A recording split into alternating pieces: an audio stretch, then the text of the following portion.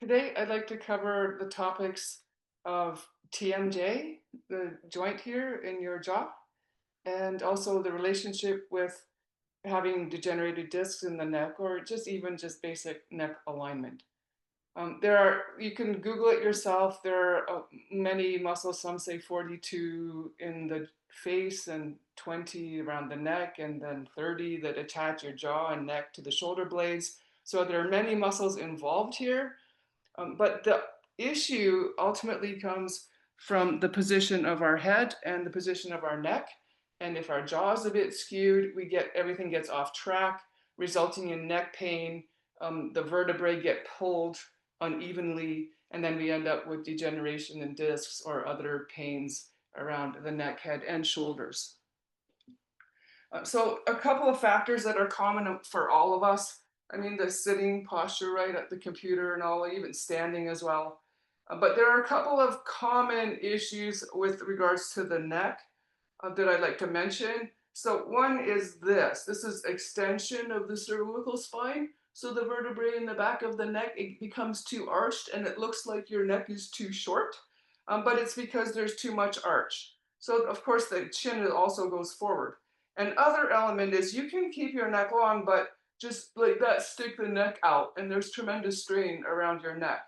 And these instances, what happens, the way that your skull sits on top of your spine and your neck, it gets shifted a bit, and that will pinch the nerves and also like offset the spine, the cervical spine. Now, regards to the jaw, there are so many muscles attached, right? So if you clench your teeth at night, um, whatever, the way you chew, maybe you chew on one side. So if your jaw is a bit off track, it's going to adjust your skull position, which again is going to interfere with the proper alignment of the vertebrae in your neck, the position of the shoulders, and the movement of the shoulder blades. So we're going to do a few different exercises to help us to try to maintain better quality of the neck position.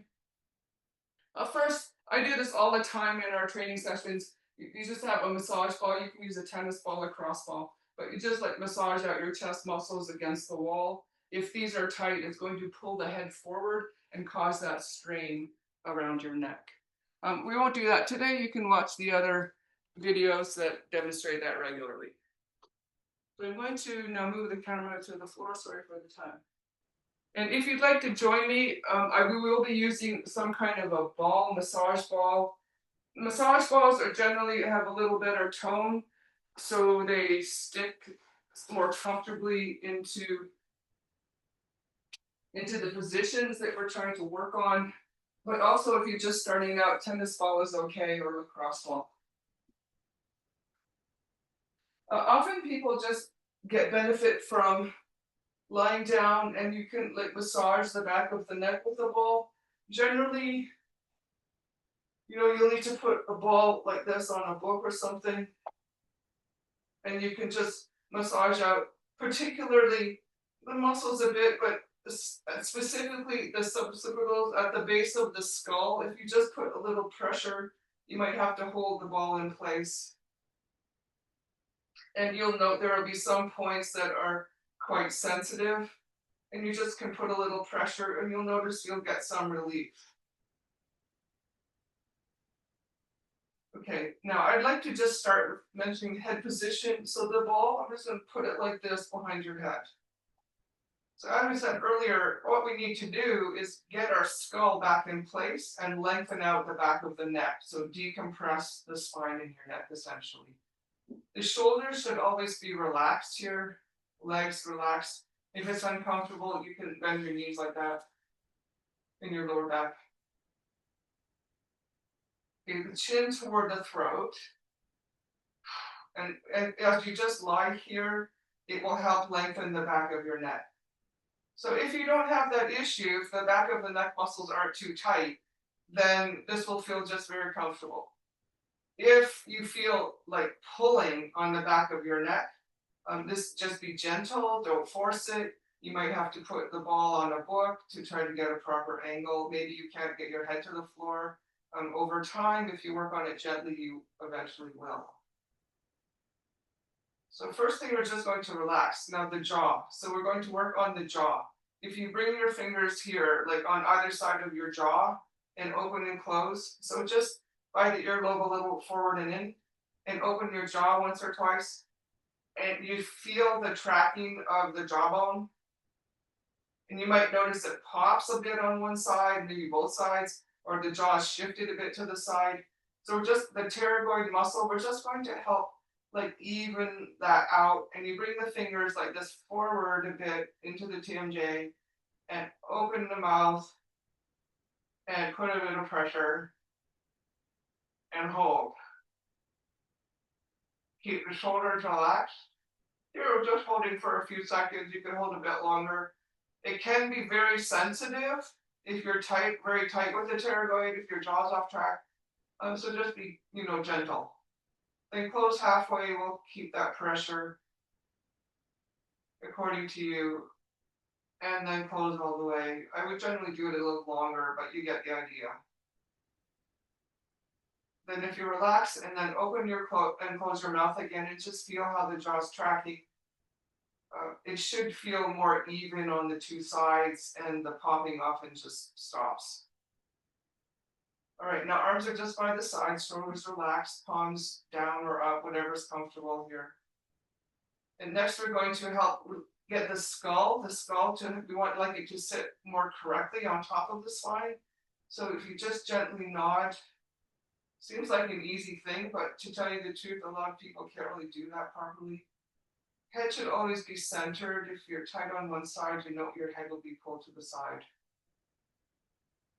And then we'll just relax the shoulders and take one deep breath. And breathe into your lower back or into your waist.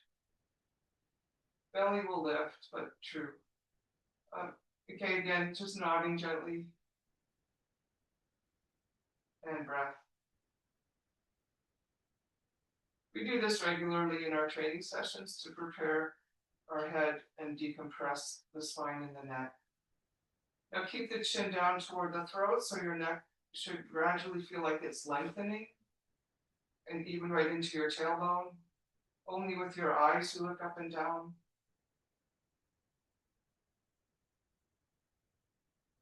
And then take a deep breath.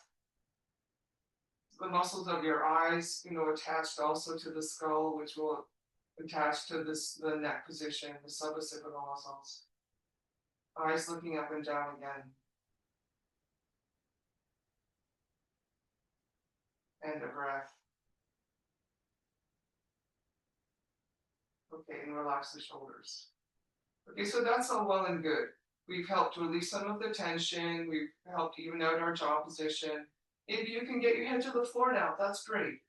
But the next thing we need to do is strengthen. So our muscles in the front of our neck are often weak, and for that reason, our head can just fall forward. So we need to strengthen these. Now, this is quite the challenge. Be kind to yourself. If it's too strenuous, just don't lift your head. If you want to, you can take your hands under the lower back or just have them by the sides. I like to have one leg bent, right leg bent, left leg straight. If you want to bring, like I said, hands under lower back, or just leave them where they are. And just pull the chin toward the throat. And you might just stay in that position. You should feel the muscles in the front of your neck engage. But lengthen from the top of your head. And just relax for a moment if you can see this. You don't want to lift your head like that. That's exacerbating the issue. You need to keep the neck lengthened so someone's pulling you and your chin is toward your throat. Lips together, teeth apart, tongue at the roof of the mouth. So you don't just move your jaw, hold the jaw in place. And when you lengthen, pull the chin down, you'll feel muscles in your neck engage at the front. You'll probably feel a stretch at the back, and you'll feel your abs engage. So you can either just hold there into one breath, or if you have the strength, relax. Lengthen from the top of your head, chin is toward the throat, and then if you can, keep lengthening, and at some point, keep the shoulders back though, your head will come off the floor. So you lengthen the spine, and just relax. The objective is to lengthen the vertebrae and keeping this jaw in place, keep your skull in place and strengthen the muscles in your neck to hold your head on properly.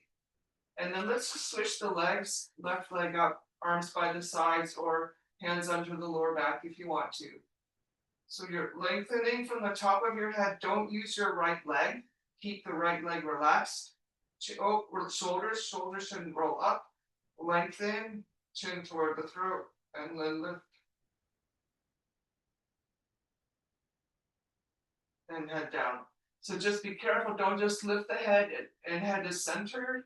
Lengthen first, chin toward the throat, lips together, teeth apart, tongue at the roof of the mouth between the two front teeth.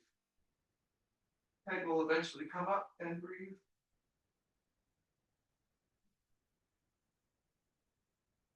And relax. Okay, and just relaxation. So that was great. We strengthened. You'll sit at the computer, you're at the car, you're driving in the car, something, you'll have some strength to hold your head in place. Now, what happens when we sleep, right? So we're just going to go over this. So I sleep like this. I have a pillow like that, so my neck is a bit lengthened at nighttime, and that feels very comfortable to me. And what you don't want is the chin like that. Now, if you lie on your side, they say the pillow between the knees, but another element, how's your head position? So if your neck is twisted, your shoulders all squished, well, that's not going to be the best thing. So you want to have your spine always straight, so you might have to adjust the pillow so that you can, as best you can, keep your head like this. The spine in your neck would be in line with the rest of your spinal column. Okay, good luck. Enjoy. And if you work on the neck in the way we've described, you will for sure help to lengthen the cervical spine and improve the position of your head in everyday life. Thank you very much for coming, and please join us for our other classes. Have a great day.